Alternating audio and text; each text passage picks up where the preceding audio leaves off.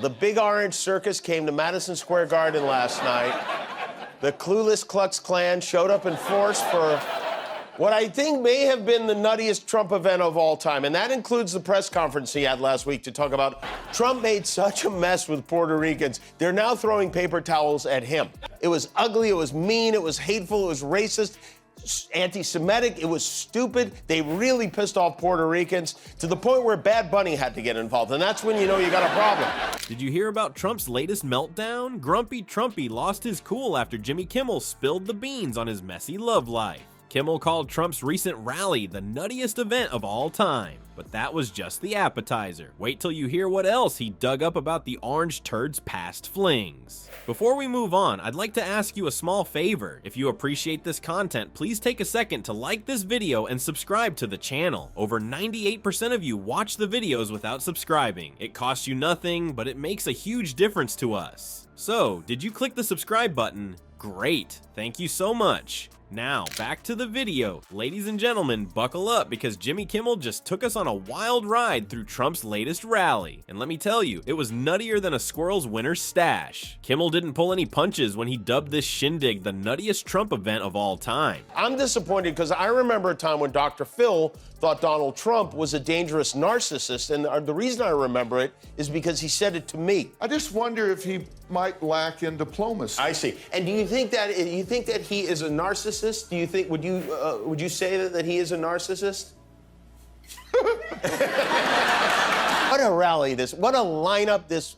It was like when all the villains team up to poison Gotham City's water supply. Now, that's saying something, considering Trump's track record of bizarre public appearances. Picture this, a sea of red MAGA hats bobbing up and down like angry tomatoes, while the orange man himself stood center stage, spewing his usual word salad. But hold on to your hair pieces, folks, because it gets even weirder. Trump, in his infinite wisdom, warned the crowd that voting for Kamala Harris would lead to, wait for it, World War II. Yes, you heard that right. Looks like someone's been hitting the history books with a sledgehammer.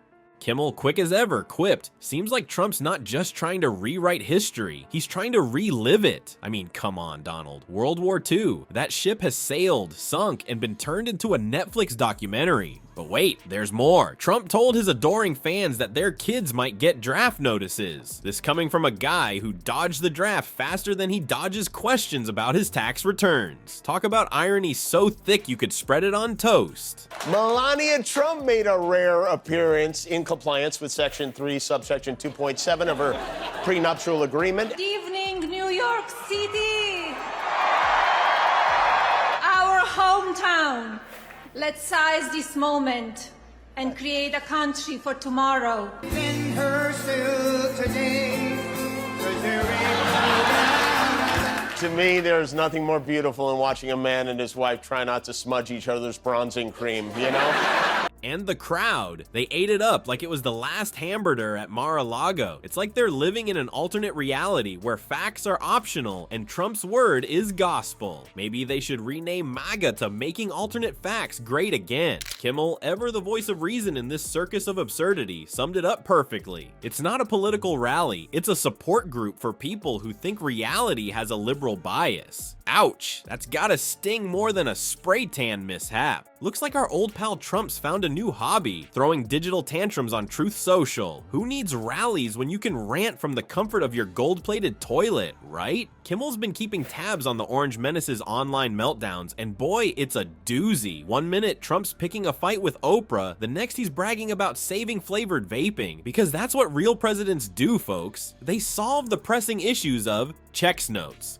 e-cigarette flavors. But wait, there's more. Trump's not just spewing nonsense, he's also trying to make a quick buck. Kimmel exposed Trump's latest get-rich-quick scheme, overpriced Trump coins. These shiny tokens of tyranny cost a whopping $100 each, but only have about $31 worth of silver in them. Talk about inflation. As Kimmel put it, looks like Trump still got that Midas touch. Everything he touches turns to fool's gold. They better not!